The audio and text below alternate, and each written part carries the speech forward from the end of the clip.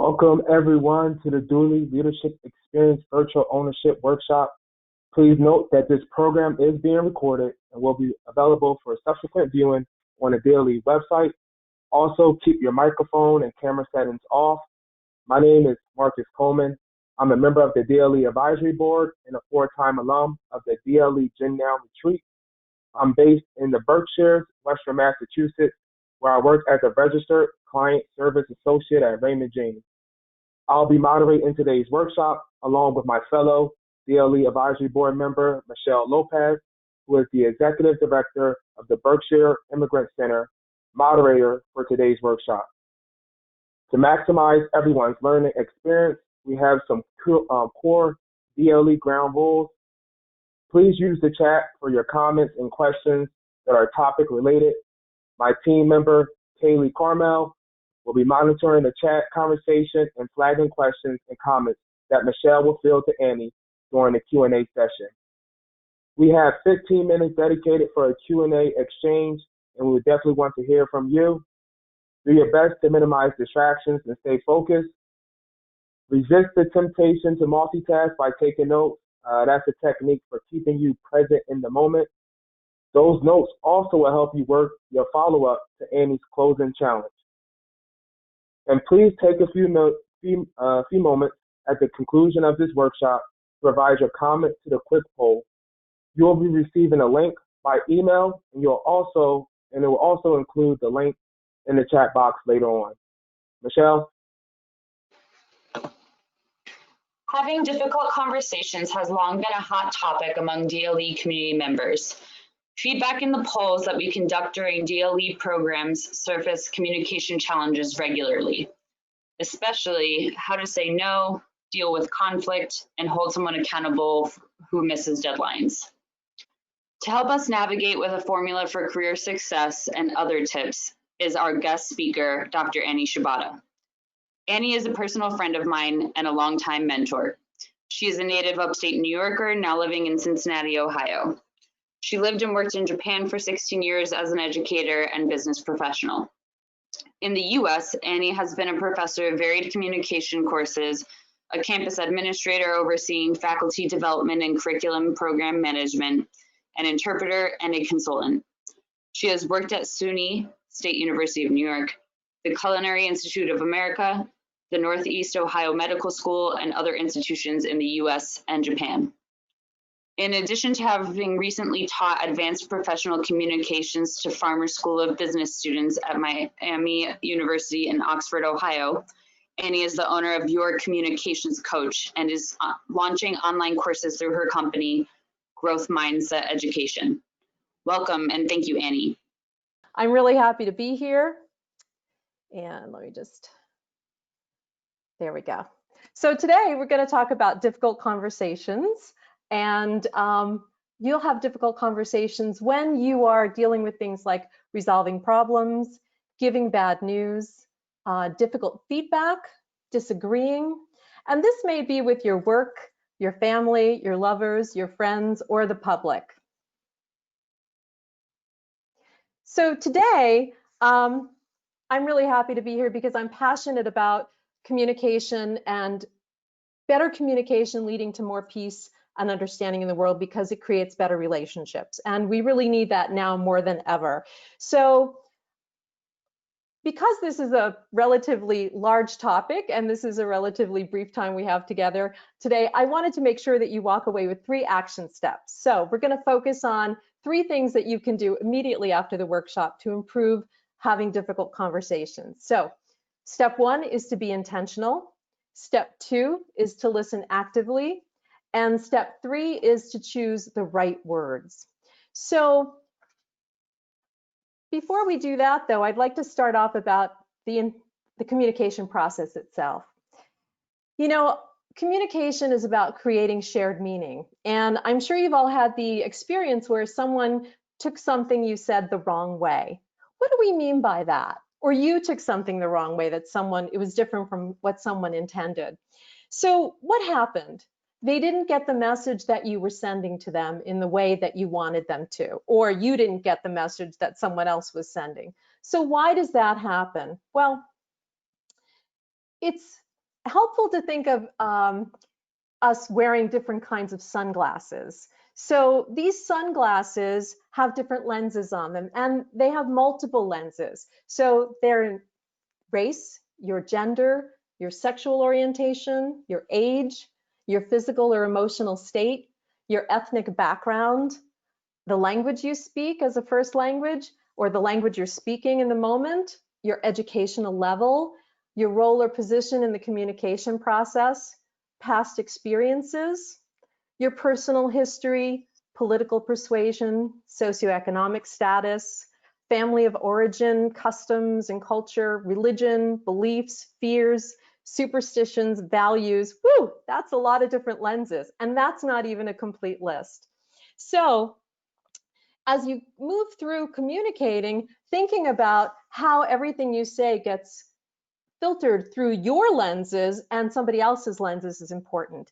You can never control how your message is going to be received because of all of those factors that you don't have any control of or may not be aware of. But we can try to maximize the potential for our communication to be effective by following the 3 steps I'm going to give you here.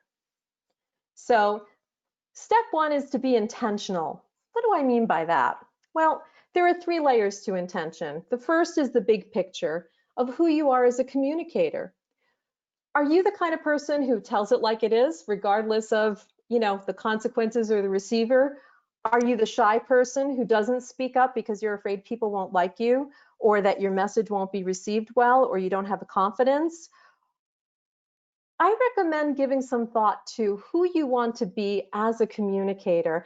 And one great way to find out, how other people perceive you is to ask a trusted friend or a trusted colleague, hey, what are my communication strengths? And then, what do you think some of my weaknesses might be? Find out if you're a good listener, if you are clear, if you speak with candor. It'll be really telling to find out, how you're coming across to people.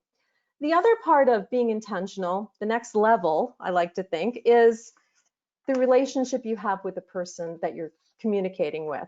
Now, what is your intention for that relationship? So if you're having a conversation with your boss, for example, maybe that intention is, I want to keep my job. I want to keep my supervisor happy. If it's a friend or lover, you want to maintain that relationship because it's important to you. So you'll have intentions around the relationship itself. And one thing that's really helpful to try to remember is assume the good when you're dealing with people. Have the intention to assume the good. And that will go a long way in helping you when someone says something that maybe they didn't phrase it very well, or that email that you get where the person has said some things that they maybe shouldn't have said, or they've replied all when maybe they should have just replied to the person, and you're thinking about that. If you assume the good and think, I know this person had good intentions and they're struggling in life just like I am, it'll go a long way to helping that relationship. And the other thing is when you're having difficult conversations, if you already have a good relationship with the person and you've spent the time to create a good relationship with them, having those difficult conversations later on will be easier. The last part of the intention is, what result do you want? If you're going to talk to your boss about the fact that you have a lot of work on your desk, what outcome are you intending for? Be clear on that as you go into the conversation with your boss so that you can be assured or be more assured of getting what you want. If you don't know what you want, it's going to be harder. So if you have a lot of work on your desk, are you looking for fewer projects? Are you looking for some help? Are you looking for more time for deadlines? Something else? Kind of have in mind what your intention for that conversation is going to be. All right. So next step, self-awareness check. I'd like you to put in the chat very quickly as we're moving on. Almost always, usually, or rarely, and Michelle is going to tell us at the end how you answered. I consider long-term goals and intentions as well as what action, commitment, or intention I need immediately when I communicate, and I assume the good. So rate yourself almost always, usually, or rarely to that, and we're going to move on. The next step is to listen actively. Now, what does that mean? The basis for any understanding to grow is to find out where the other person is coming from. When you really give that to someone and allow them to feel heard, that's building to having a better relationship. And it also tells you where people are coming from with these various lenses that they have. Stephen Covey in The 7 Habits of Highly Effective People said, seek first to understand, then to be understood. And a lot of us approach communicating with people as, saying what we need to say, but really the speaking part comes last. And even as babies, we spend a lot more time listening and hearing before we begin to speak. So that's good to keep in mind. There are a lot of proverbs in different cultures about that. I think Japanese is listen 10, speak 1. So seek first to understand, then to be understood. The listening comes first. Find out where the other person is coming from. Another way to listen actively is to ask clarifying questions for understanding. So that helps you to understand where the person is coming from. So for example, recently I saw Senator Kamala Harris being interviewed on the news, and she was asked, do you agree with defunding the police? Now, that's a term that's being used, but people are using it in different ways. So she immediately, before she responded, asked a clarifying question by saying, how are you using that term? And that can be useful in a lot of situations because people use words in different ways. And if you want to make sure that you're both using a word in the same way, you need to clarify and make sure that you're on the same page. So don't be afraid to ask some clarifying questions. And it also shows the listener that you're really listening to them. Another really good active listening technique is to check your perceptions with the person. So this helps clarify your understanding. It validates the speaker because they know you're really listening. It gives them a chance to restate or to reframe what they've said to you because maybe you've heard it in a different way. And it's a great technique to help someone who is really having trouble getting the words out and making themselves clear. So the key to a good perception check is that you rephrase what you think you heard in the form of a question. It always has to be a question. You can't be definitive about it because you're leaving open the opportunity for the other person to correct you or tell you something different. So what I think I heard you say was, paraphrase, is that right? So are you saying, let me see if I understand. You're feeling upset because blah, blah, blah. Am I right?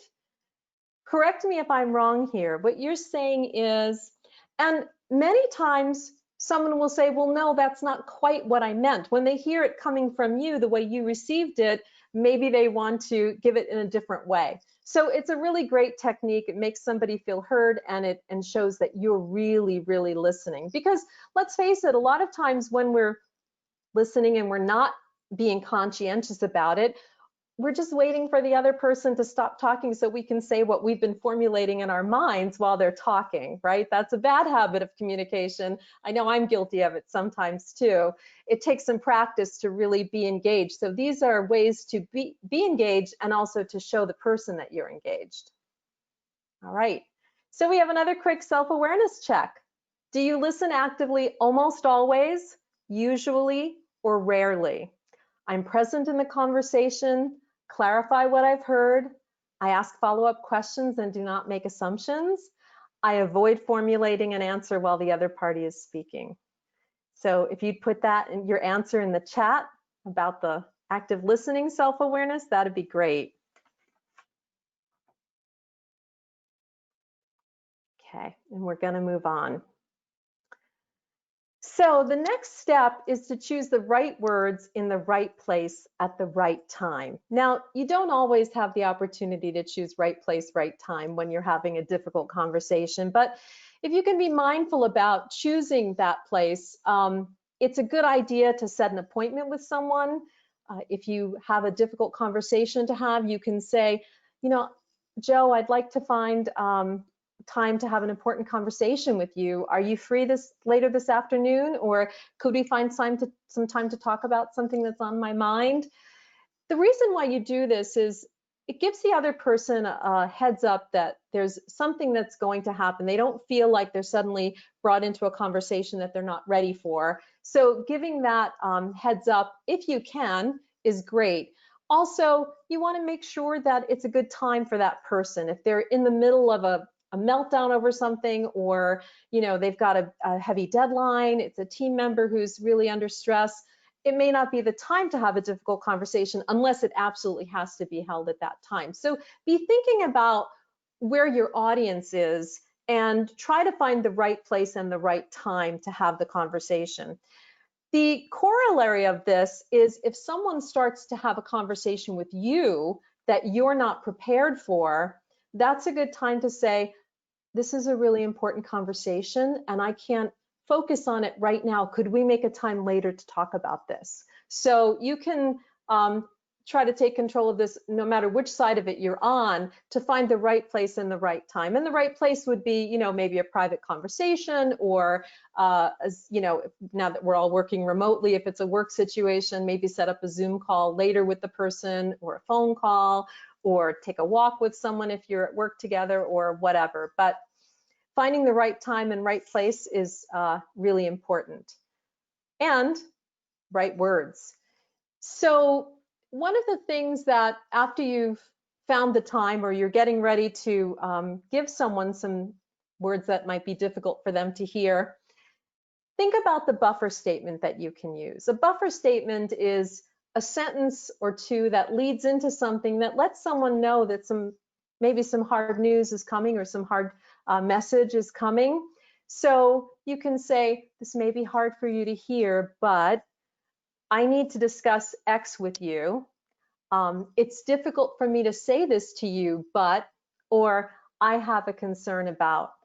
A lot of times I found with people who participate in some of my workshops, or people who, students, they don't know how to lead into saying the hard things. So they kind of, want to hint around and not come out and say it. So using a buffer statement allows you as a speaker a moment to sort of ease into it. And it also gives a heads up to the other person that something hard is coming here, right?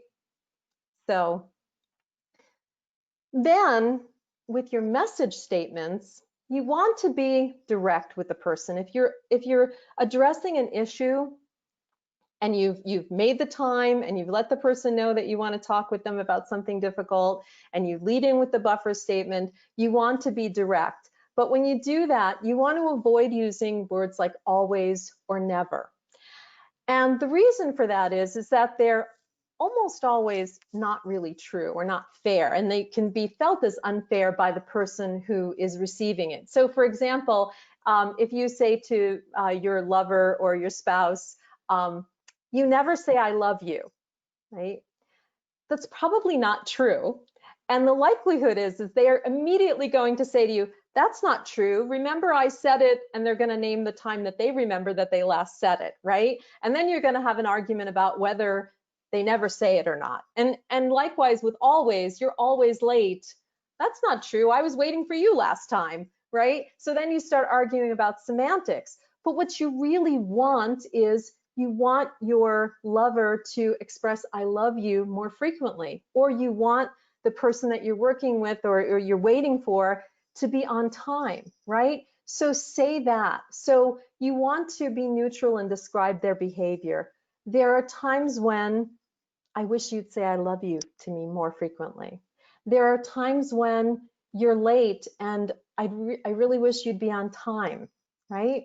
So using the phrase there are times when is a good one, because it's almost always true. The person can't argue if there are times when. And if I'm saying there are times when I wish you'd say I love you more often, who can argue with that? Because that's talking about me. That's an I statement, right? So remember, you don't want to use always or never. And that's one of the reasons why in the polls we said almost always instead of always, being a good listener or being intentional. So another technique that you can use is I notice or I need statements. Again, this puts the onus on you, and it's harder for someone else to get defensive and argue with you about. I notice there are times when you interrupt me during meetings, and I need you to stop doing that. Think about how different that is from saying, you frequently interrupt me during meetings and you got to stop that, right? So it feels different because it's not about you. This is about me and what I need. I'm taking responsibility for my own communication and my own needs here. So it just keeps it less personalized. Okay. So here's an iMessage in action. If someone is missing deadlines, you can say, I noticed you missed the deadline for the project last week. That dispassionately describes the behavior. It's hard for someone to argue with that if that is indeed true, right? I need you to, or we as a team need you to meet deadlines for all of your projects. That's the intention that you want as the outcome. So again, it's not you keep missing deadlines, it's I noticed, I'm taking responsibility. I noticed you missed the deadline for the project.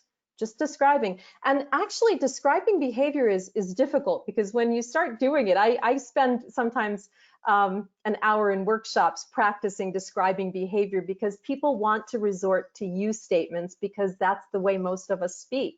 So that is a skill that you'll have to work on, dispassionately describing behavior in a way that's just factual. You're just giving the facts. Okay. So here's an opportunity for you to try this yourself. And this was an actual case study that someone brought to a class that we had. And this person was a supervisor in a transportation company. And she had an employee who had a severe bad breath problem. And other employees had complained to her about it. And the employee had a public-facing position. And she needed to address it, and she wasn't sure how to address it because something like this, whether it's a body odor issue or bad breath, it brings up a lot of shame and embarrassment, both for the person who's trying to deliver the message as well as the person who's on the receiving end. So take a moment and say in the chat what you would do in this situation if you were the manager. So I'm going to give you a minute to do that.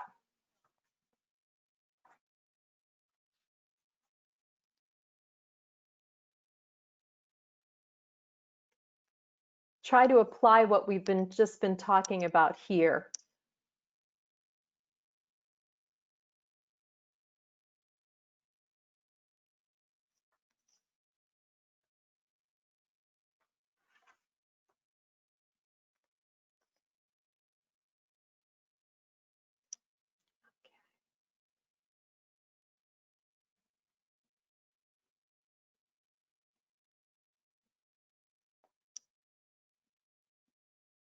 I can't see the chat, so I hope you're all putting it in there.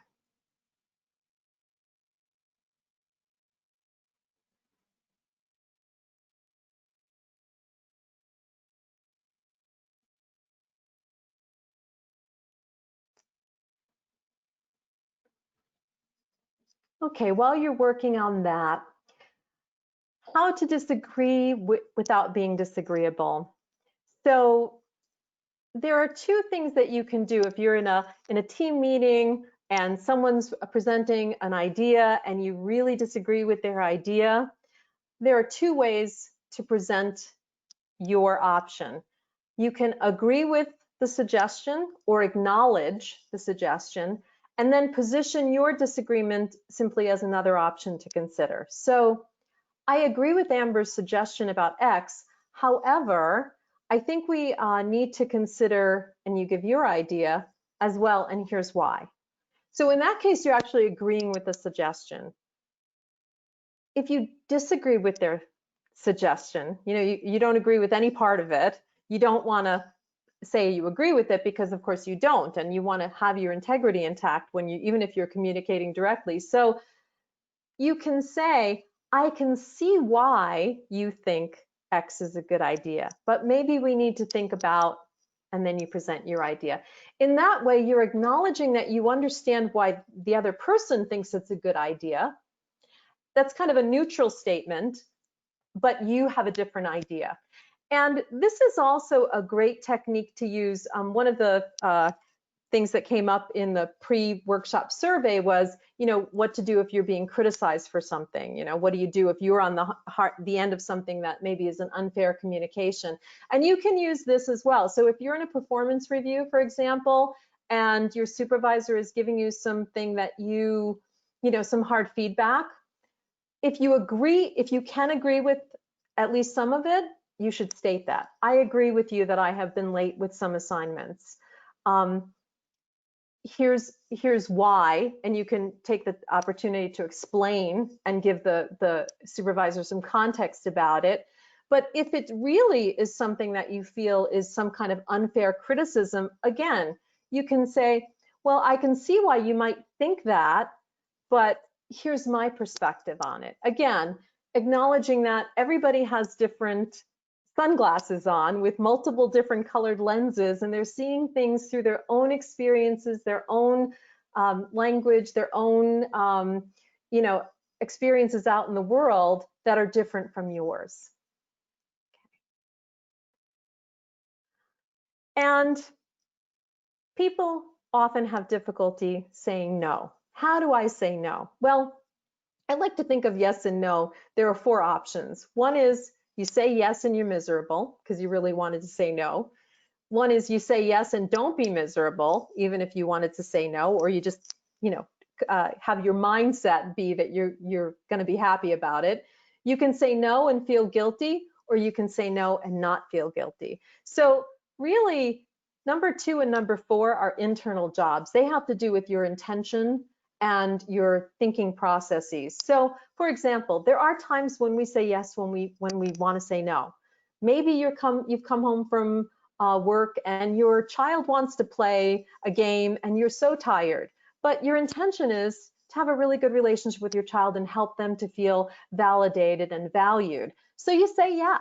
Okay, yeah, I'll play with you, even though you're tired. So then it's a matter of your mindset. Are you going to be miserable about that? Or are you just going to say yes and accept the fact that, you're putting someone else's needs first? Likewise, if it's your boss, same thing. There are times when you're going to say yes when you'd really like to say no because you want to preserve the relationship, because you have a bigger intention for the relationship. But there are other times that you genuinely want to say no, and you should do that without feeling guilty. I recommend the option of not feeling guilty if you're going to say no. If you're going to say no, simply say, no, I can't do that at this time. You have to practice it, especially if you're a people pleaser.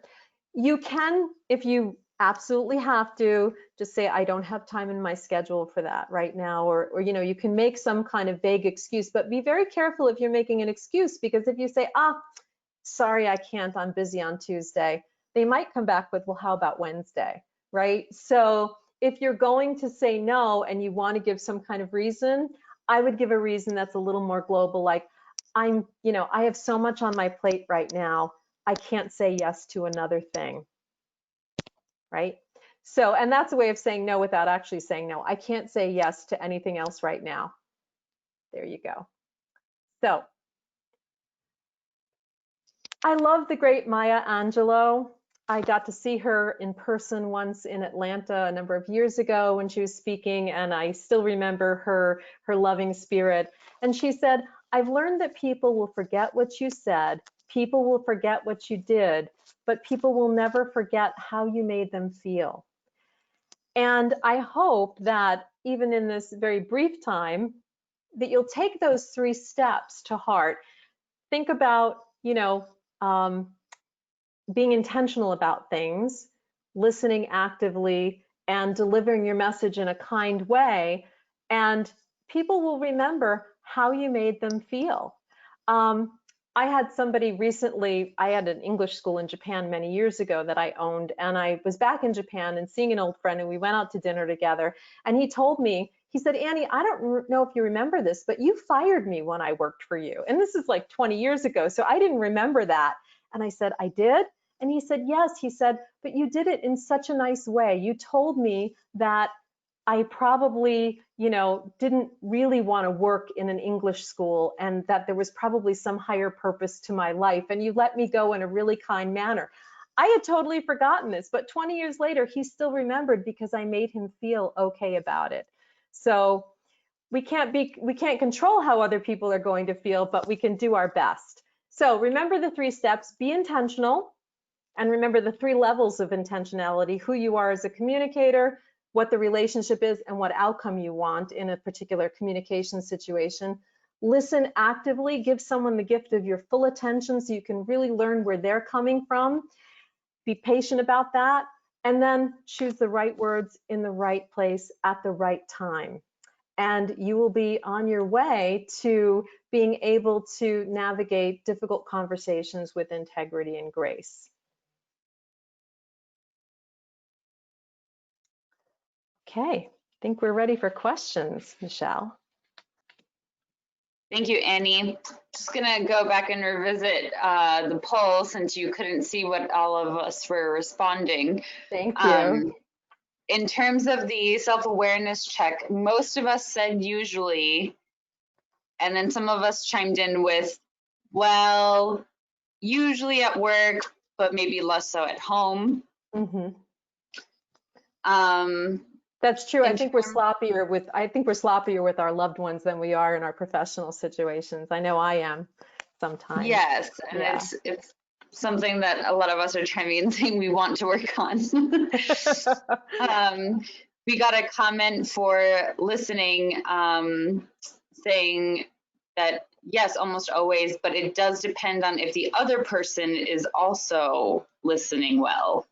Which I think is an interesting scenario because, you know, you can tell sometimes when somebody isn't paying attention to the words that are coming out of your mouth. And then we had someone also chime in with a comment saying that they're really guilty of thinking of a response while someone else is talking.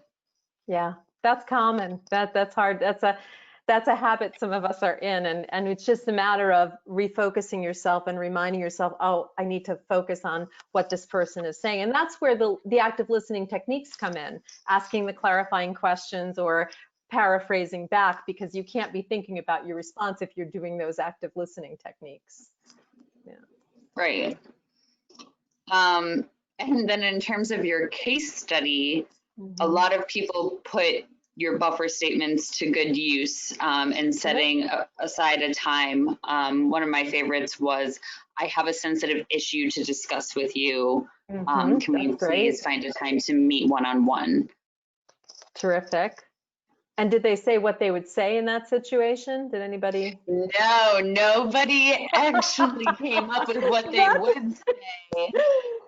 They came up with the kind of leading up to the discussion. So we might not be there yet. We might have to practice our skills a little bit more from the workshop. So here's what happened in that situation. We talked with the supervisor in the class, and she went back to work, and she had, we'll call him Joe. She asked Joe she made an appointment, told him she needed to talk to him about something. And she brought him into her office, and she closed the door, and she said, Joe, I really care about you as an employee. And I've noticed there are times when your breath is very strong. Now, she didn't say you have bad breath. She said your breath is I noticed there are times when your breath is very strong. And I'm concerned about you. So I was hoping that you would be willing to follow up with your doctor or your dentist to see if there's something going on. And this fellow did go to his doctor, and it turned out that he had an ulcer, and that was causing the problem. So he really did have a health issue that was leading to that.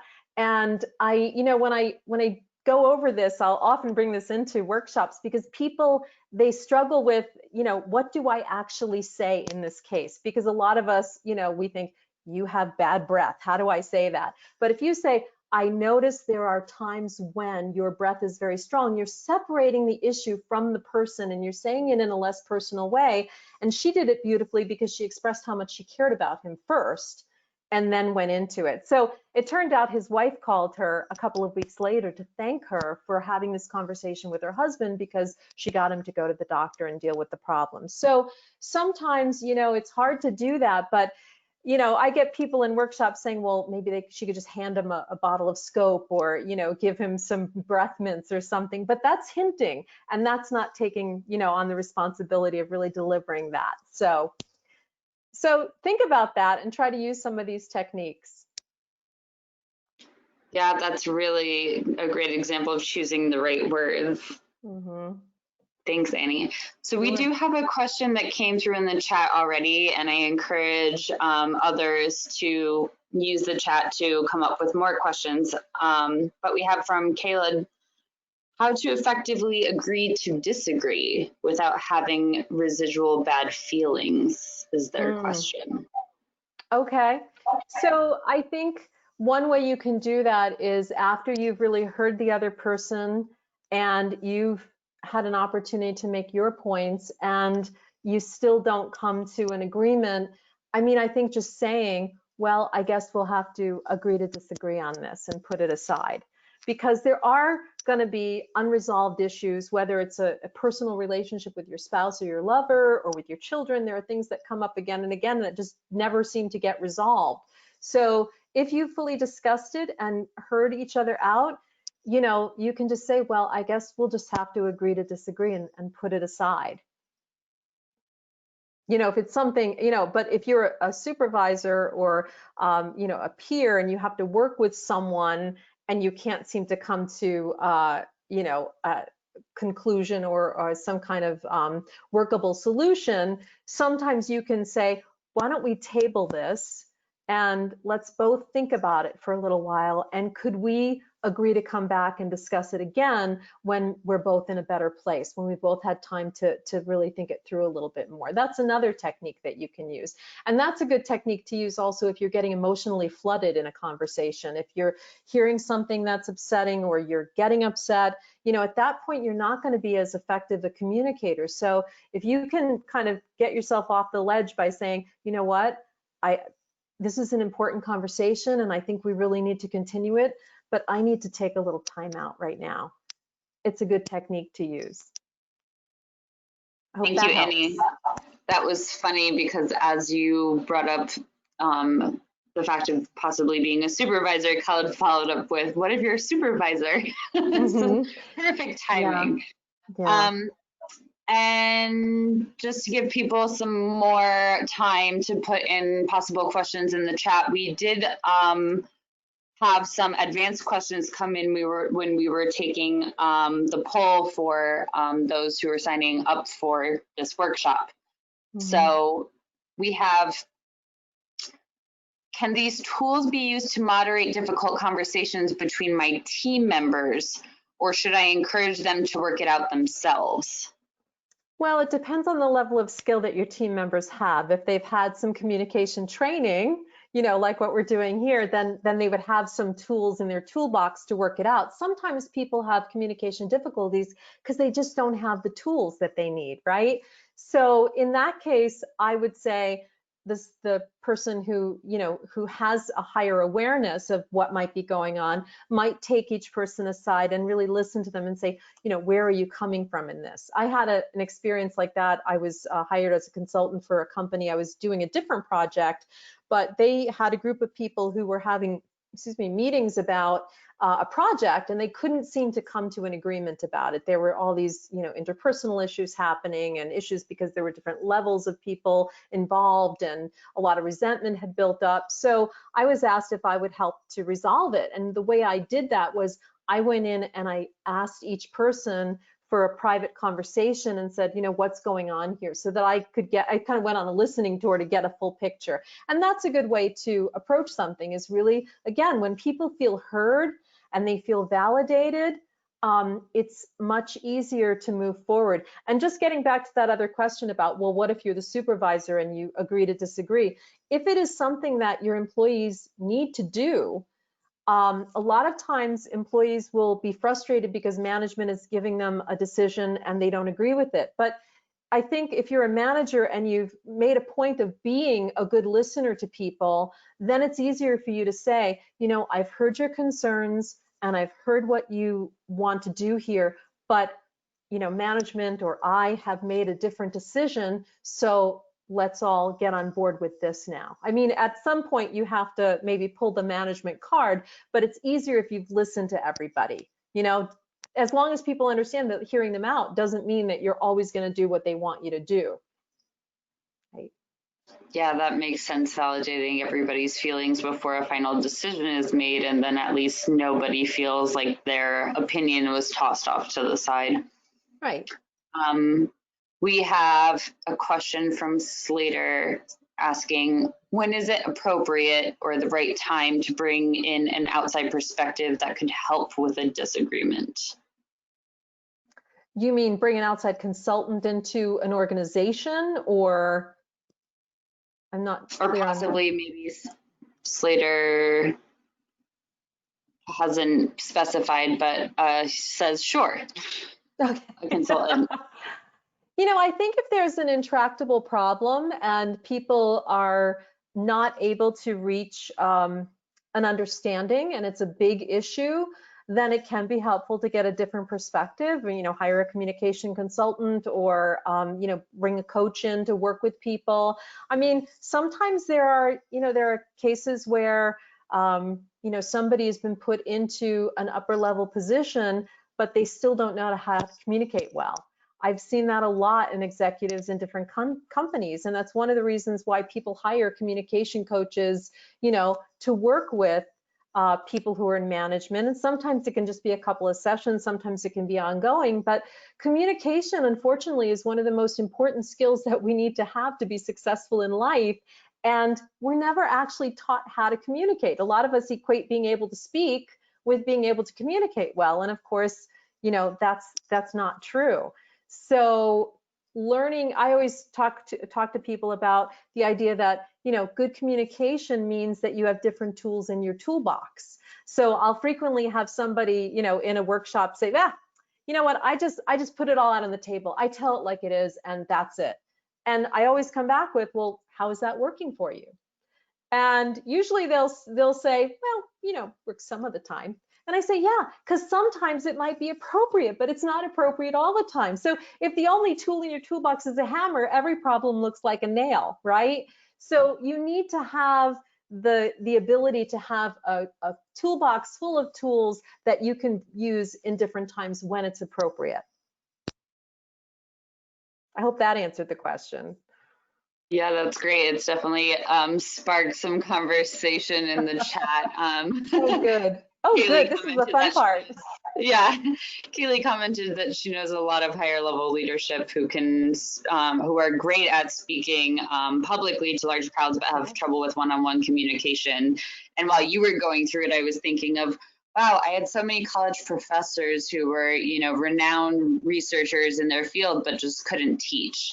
So, right. You know, there's such a disparity sometimes with Sure, and that's what I've done in higher ed is, you know, I've been a director of faculty development. I've worked with those faculty to help them to be, you know, more connected to their students in the classroom. Yeah, it's hard. I mean, people can be wonderful at their jobs. They can be terrific, you know, skilled people, but you know, having good people skills, it's a learned skill. I mean, some people are naturally better at it than others. They're better at connecting, but it is something you can learn to be better at because there are techniques and ways that you can do it. Thank you, Annie. And we have another advanced question that came to us, possibly posed through the last 10-second poll that we gave out on the hub, which is, I'm getting ready to leave my job. How do I tell my supervisor? I'm afraid they'll get mad and I won't be able to use them as a reference later in my career.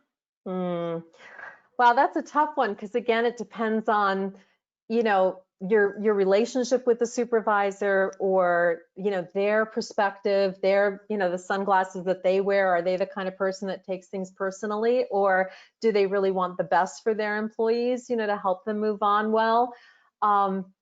You know, it really is that's a case by case situation. I mean, you have to be honest with people, you know, in the end, you can go to that person and say, you know, I've gotten a lot out of this position and I really appreciate everything you've done for me, but I have this other opportunity that I can't pass up. And then you hope that they will be graceful about it. But again, you can't control how other people are going to react. Right, that's so true. Yeah. Anybody have any other questions for Annie? We have some more advanced questions that I can go to if not. I'm happy to answer. I'm here. Well, we also have, let's see if this one sparks some more comments in the chat like the previous one. I'm a supervisor with a small team, but I find myself speaking much more in meetings than the rest of my staff. I tried to come up with interesting questions to pose at the beginning of meetings to get people to relax, but sometimes I feel like I'm really pulling teeth when I ask people to share what is going on in their position and what projects they're completing or working on. Do you have any ideas on how I can get myself to talk less and get my staff to talk more? That's a toughie. I think there are a couple of ways you can do it. Is you could have, you want them to talk about their projects or talk just to like chit chat to get to know each other better? If it's a project, you can ask each person to, just have it set up that in the meetings, we're going to take time to go around in a round robin and everybody is going to give the update on their project, what their roadblocks are, what their wins are, and sort of script it out and send it out beforehand so in the agenda so that everyone knows that it's going to go around the room and each person is expected to say these things, and you give them the list of what you want them to say. And you can do this if it's an icebreaker kind of thing. A lot of people are working remotely now, and if you don't know the folks you're working with very well, we used to do meetings when I worked remotely for a different company, and sometimes there would be a theme. Okay, for the first 10 minutes of the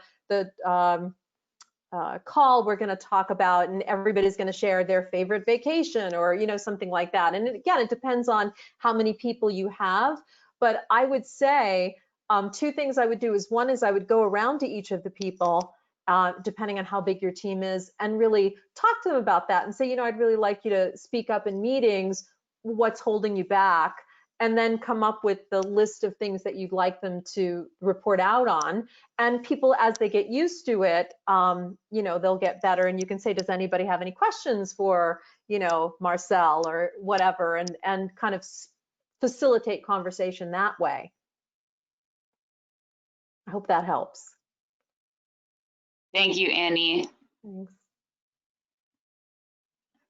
This is so strange because I'm used to being in a room talking with people and I'm just looking at my computer.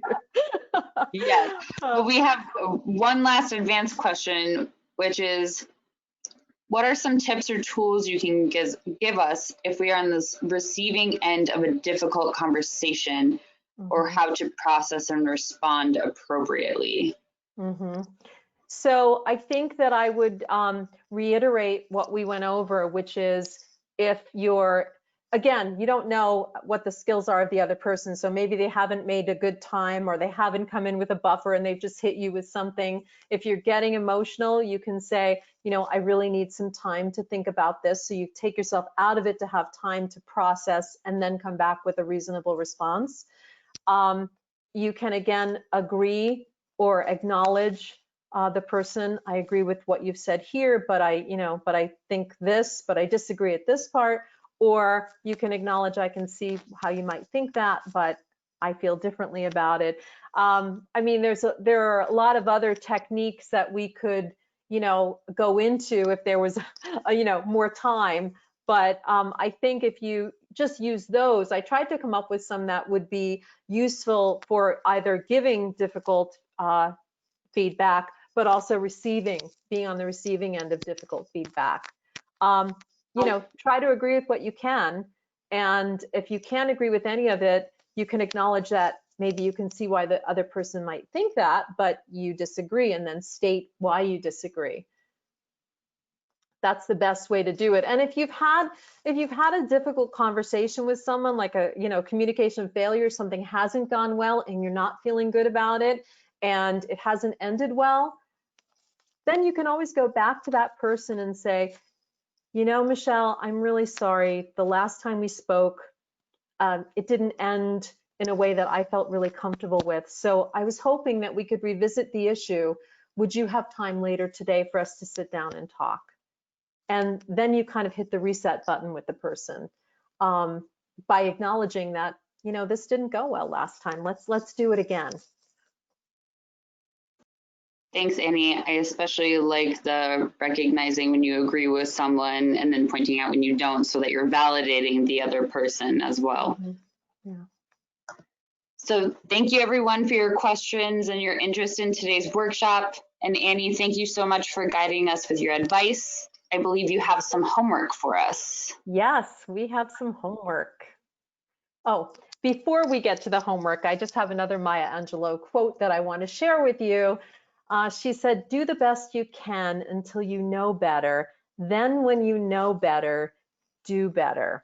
And what I like about this is I often tell people who take communication skills workshops, you know, you're in a situation now where you have a higher level of understanding than some of the other people you might be working with or speaking with.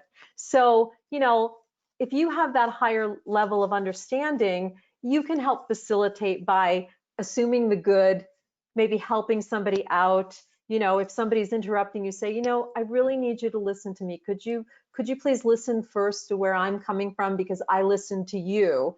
You know, you can help facilitate that with them. But if you're thinking about all of the times where you could have communicated better, I love this because it gives us all permission to say, you know what, my mistakes in the past are the past. And now that I know better, I can do this better, and having that confidence. So I love that really positive thought. So here's your follow-up challenge to do better. Assess the intentions around the relationships in your life, you know, the work relationships, the personal relationships. What's your big picture? What's your intermediate picture? And then when you're having a conversation, what are you looking to get out of that? Commit to active listening. And that means, you know, trying to get over the habit of formulating the answer or what you're going to say next while the person is speaking. Ask the clarifying questions. Use the perception checks to refer back and give the person that validation. And implement some of the message strategies that we've talked about here. I think if you do these things, it becomes easier because you start to build up a bank account with people around you. They see you as a person who's a good listener. They see you as a person who they can trust, who they can come to and talk to and help strategize some things because you listen without judgment and you show them that you really care about them, that you're intentional about the relationship with them. It will go a really long way. So good luck with applying these things, and I wish you happy communicating. Thank you so much for coming today, because I really had a good time.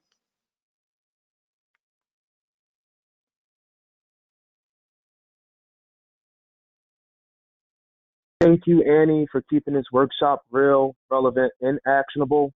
Your homework assignment is succinct and powerful. The Dual Leadership Experience is committed to providing robust learning and networking resources like what you just experienced today. Please guide our future planning with your feedback to the quick poll that you'll receive after we sign off. Programs like this take a dedicated team to create. I'd like to extend tremendous gratitude to our behind-the-scenes team of volunteers. They are the DLE community members, Kaylee Carmel, Chrissy Strum, John Semexon, Evie Rodriguez, Michelle Lopez, and thank you, Linda Dooley, for making these no-fee learning experiences possible as the president and sole underwriter of the Dooley Leadership Experience. The DLE mission is to advance rising leaders through premier professional development. While our program dates back to 2008, it's exciting to see that many of you are discovering the DLE for the first time. Welcome, and please go to the DLE website at tle.dooley.com and complete our complimentary membership form. In doing so, you'll receive updates and invitations to our weekly breakfast club, bi-weekly culture chat, and monthly ownership workshops, as well as the DLE weekly newsletter, The Hub, and our Own It podcast series. For those of you who are already DLE community members, we appreciate your support and keep spreading the word about the great things we do.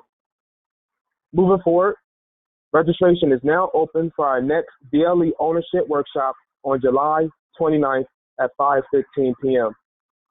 Thank you again all for joining us. You have a great rest of your day.